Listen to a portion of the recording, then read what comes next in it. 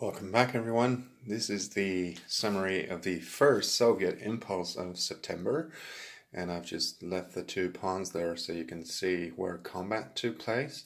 I actually used a tactical impulse option for the Soviets.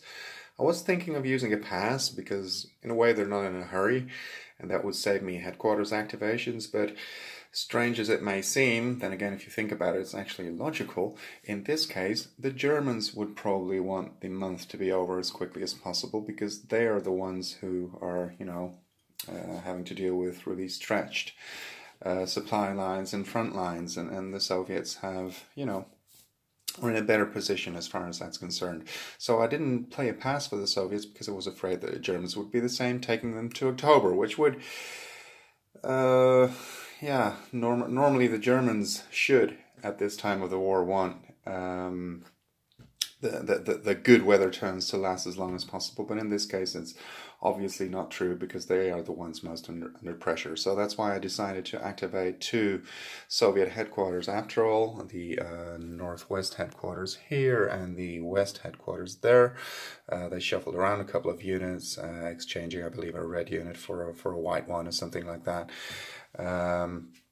They added artillery support. They, in both cases, they managed to do away with to deal with the German defensive lines. So they have both been broken. They haven't actually managed to clear the area just yet, but they're putting the Germans under severe pressure in two places, and they cannot really afford to.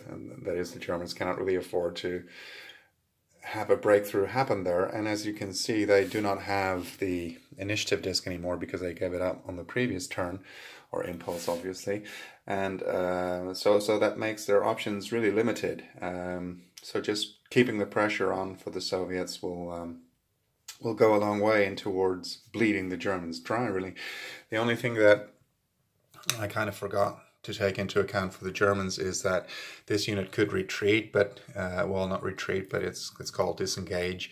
It could move into here, but that would be 2, and then that would be 4. So it doesn't actually manage. It is one of those units that if you use the optional rules, it would have an extra movement point, but I'm not using that optional rule.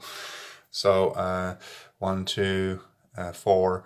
It doesn't actually manage to go into there like that. So in the end, it turned out just fine. But that might have been, a small risk to take. Might have been for the Russians deploying the headquarters there on their own. That's why for the Russians, for instance, I called up a unit from the rear, I believe it was from here, and I put it there with the headquarters. You never know if some kind of breakthrough occurs. This is, of course, also kind of a weak spot in the Russian lines at the moment. So that's what I did on the first Soviet impulse of September.